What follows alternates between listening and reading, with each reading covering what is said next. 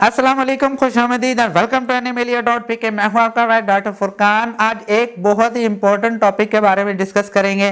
Pregnant female dog के diet chart और उसके केयर के बारे में बताऊंगा।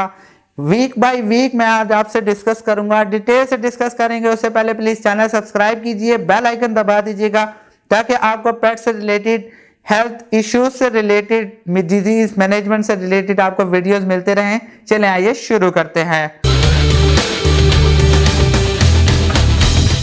First of all, female dog का जो प्रेगनेंसी पीरियड है वो ऑलमोस्ट 62 टू 67 डेज एवरेज आप कंसिडर कर सकते हैं, यानी तकरीबन 9 हफ्ते से लेके 9.5 हफ्ते, 10 हफ्ते, मैक्सिमम 10 हफ्ते तक जा सकता है।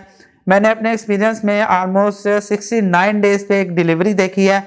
ज़्यादातर जो फीमेल डॉग्स हैं वो 63 टू 66 डेज के दरमियान में डिलीवर कर देते हैं पपीज़ को। अब बात करते हैं कि आपने फीडिंग टिप्स और उसकी केयर कैसे करनी है। हम इसको डिवाइड करते हैं 3 हिस्सों में, यानी हर 3 हफ्तों को हम एक हिस्सा कंसिडर करते हैं। पहले 3 हफ्ते, नेक्स्ट 3, फिर नेक्स्ट 3। फर्स्ट जो 3 हफ्ते हैं उसको हम फर्स्ट ट्राइमेस्टर कहते हैं। इन केस अगर पहला हफ्ता है तो पहले हफ्ते के अंदर आपने कोई फीड चेंज नहीं करनी, आपने कोई भी ऐसी एक्स्ट्रा कोई चीज़ नहीं देनी, और बेशक वो वॉक करे, उससे वो खेले कूदे जो मर्जी करें, आपको परेशानी की बात नहीं है। अब सेकेंड वीक की बात करते हैं। उसके अंदर भी आपने कोई भी फीड चेंज नहीं करनी, उसकी रिक्वायरमेंट वही रहेंगी। उसकी रीज़न ये है कि जो फीटस है वो बहुत स्मॉल होता है और जो उसकी फिजिकल अपीयरेंस है वो भी चेंज नहीं हो रही होती, तो इसमें आपको कोई भी चीज़ चेंज करने की ज़रूरत नहीं है। थर्ड वीक में जो फीटस है वो ग्रोइंग स्टेज में आ जाता है, यानी वो थोड़ा सा उसके जो स्ट्रक्चर है वो ज़्यादा बड़ा होना शुरू हो जाता है। अब उस स्टेज में भी आपको कोई भी फीड वगैरह चेंज करने की ज़रूरत नहीं है, लेकिन मेक श्योर आप अपने एनिमल की जो वॉक है उसको थोड़ा सा रिस्ट्रिक्ट करें, उसको ज़्यादा कूदने ना दें, उसको ऊपर जाने ना दें। जा सकती है लेकिन आप ज़्यादा उसकी रिस्ट्रिक्शन रखें और नॉर्मल वो वॉक करे ताकि उसको कोई प्रॉब्लम ना हो। अब फोर्थ वीक में, यानी सेकेंड ट्राइमेस्टर अगर शुरू हो जाए 4th वीक टू 6 वीक के दरमियान में, 4th वीक में जो प्रेगनेंसी है वो आप अल्ट्रासाउंड के थ्रू, बहुत अच्छी मशीन हो तो अल्ट्रासाउंड के थ्रू डिटेक्ट हो सकती है। 26 टू 28 डेज के दरमियान में आप अल्ट्रासाउंड से वो डिटेक्ट कर सकते हैं कि प्रेगनेंसी है या नहीं है। फिजिकल अपीयरेंस से इतनी ज़्यादा नहीं होती और आप अंदाज़ा नहीं लगा सकते कि वो प्रेग्नेंट है या नहीं है। आपने 4th वीक के अंदर उसकी डाइट को चेंज करना है। 4th वीक में डाइट को बहुत नॉर्मल चेंज करना है, वो इसलिए ट्रांजिशनल चेंज करना है। मैं आपको रिकमेंड करूंगा कोई भी अच्छी सी कंपनी का आप स्टार्टर फूड ले लें। स्टार्टर इसलिए, स्टार्टर बेसिकली पपीज में भी यूज होता है और स्टार्टर मदर जो फीमेल्स होती हैं उसमें भी इस्तेमाल होता है, जो नियर टू बर्थ होती हैं, यानी जो पपीज डिलीवर करने वाली होती हैं। आप चौथे वीक में, 4th वीक में उसकी डाइट को थोड़ा थोड़ा चेंज करना शुरू कर दें। जो आप पुरानी फीड दे रहे थे उसमें आप 10% इंक्रीज कर दें, यानी 110% तक उसको फीड करवाएं।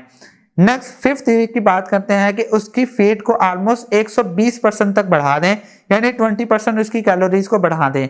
अगर आपको नहीं पता कि आपकी जो प्रेग्नेंट फीमेल है उसको कितनी कैलोरीज की ज़रूरत है, उसका वेट क्या है, उसको कितनी कैलोरीज रिक्वायर्ड हैं, तो कैलोरीज की एक वीडियो अवेलेबल है, मैं उसका नीचे लिंक दे देता हूँ, देख लीजिएगा। 5th वीक में आपने 120% बढ़ा दी। अब जो पपीज हैं, जो फिटस है, वो ज़्यादा तेज़ी से ग्रोथ होना शुरू हो जाती है। बैलेंस डाइट दीजिएगा। बैलेंस डाइट में प्रोटीन, फैट और कार्बोहाइड्रेट बिल्कुल नॉर्मल और बैलेंस मिकदार में मौजूद हों। 6 वीक में जो आपके एनिमल का जो वॉक वगैरह है वो काफ़ी लेजी हो जाती हैं। इसके अलावा उसकी जो फिजिकल अपीयरेंस है, फिजिकल चेंज होना शुरू हो जाएगी।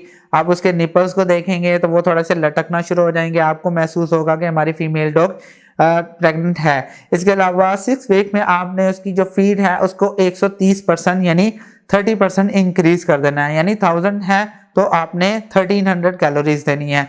7th वीक में आपका एनिमल ज्यादा लेजी होगा, नॉर्मल नहीं रहेगा, ज्यादा लेजी हो जाएगा। आप इससे भी अंदाजा लगा सकते हैं। 7th वीक में आपने उसकी फीड को 135% तक इंक्रीज कर देना है। 135 बहुत ज्यादा जरूरी है। 7th वीक में मैक्सिमम उसको अच्छी फीड करवानी है। उस टाइम आपने उसको 7th वीक में आपने उसको सॉफ्ट बेडिंग प्रोवाइड करनी है ताकि वो एक अच्छी सी नरम सी जगह पे रहे। आप एक जेट बॉक्स या कोई भी डब्बा सा बना दें, कोई भी ऐसी जगह बना दें जहाँ पे वो बच्चे डिलीवर करे। आप उसको वो जगह दिखाएं और उसकी प्रैक्टिस करवाएं कि उसने वहीं पे बच्चे डिलीवर करने हैं, वहीं पे पपीज डिलीवर करने हैं। 7th वीक पे ये बहुत ज़्यादा ज़रूरी है क्योंकि 2 हफ्ते या 3 हफ्ते रह जाते हैं, तो 3 हफ्ते पहले अगर आप उसकी तैयारी करेंगे तो वो ज़्यादा बेहतर है। 8th वीक में वो नेस्टिंग स्टार्ट कर देती हैं। नेस्टिंग मीन्स के वो चीज़ों को खोदती है।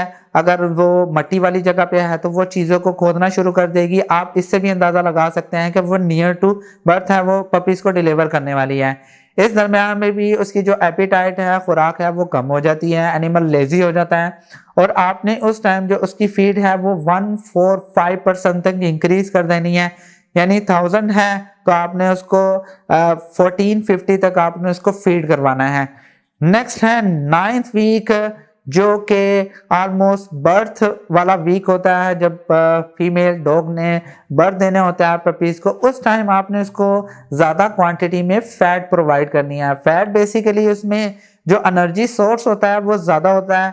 लाइक अगर प्रोटीन में अगर आप जितनी उसको मिकदार दे रहे हैं उसमें 100 कैलोरीज हैं तो फैट में उससे डबल एनर्जी होती है, तो आपने उसको उसके अंदर उसकी खुराक के अंदर फैट को ऐड कर देना है। आप जो स्टार्टर फूड है यानी स्टार्टर और मदर फूड है वो तो दे ही रहे हैं, उसके अलावा आपने दूसरी चीज़ों को ऐड करना शुरू कर देना है। साथ में उसको दही वगैरह भी दें। दही से ये होगा कि उसको कोई प्रॉब्लम नहीं होगा, डाइजेस्टिव इशू नहीं होगा। साथ में उसको वेजिटेबल्स में आप उसको पंपकिन भी दे सकते हैं और प्रोबायोटिक्स भी ऐड कर सकते हैं ताकि उसको कोई डाइजेस्टिव इशू ना हो, उसको कोई गर्मी ना लगे। खास तौर पे गर्मियों के सीजन के अंदर आपने बहुत ज़्यादा एहतियात करनी है। वो इसलिए गर्मियों में एनिमल को खास तौर पे लॉन्ग हेयर कोट्स ब्रीड के अंदर उनको बहुत ज़्यादा गर्मी लगती है, जिनको ज़्यादा प्रॉब्लम होता है उनको बर्थ देने के अंदर एक अच्छी से एनवायरमेंटल टेम्परेचर के अंदर, ताकि वो कंफर्टेबल भी महसूस करें, वो इजीली वो बर्थ भी दे सकें। इसके अंदर आपने टेम्परेचर भी मेंटेन रखना है और उसको अच्छी से अच्छी फीड करवानी है।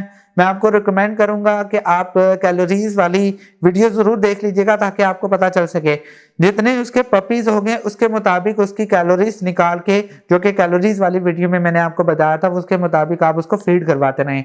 आई होप कि आपको सारे पॉइंट समझ आ गए होंगे। अगर आपका कोई क्वेश्चन है प्रेगनेंसी से फीमेल की फूड और केयर से मुतालिक आप मुझसे कमेंट में पूछ सकते हैं। अगर आपको कोई एक्सपीरियंस हुआ है किसी चीज़ का और वो मुझे ज़रूर बताइएगा। आई होप कि आपको ज़रूर वीडियो पसंद आई होगी। अगर पसंद आई है तो प्लीज़ लाइक कीजिए, शेयर कीजिए और प्लीज़ इस चैनल को ज़रूर सब्सक्राइब कीजिएगा। नेक्स्ट वीडियो में मिलते हैं। खुदा हाफिज़।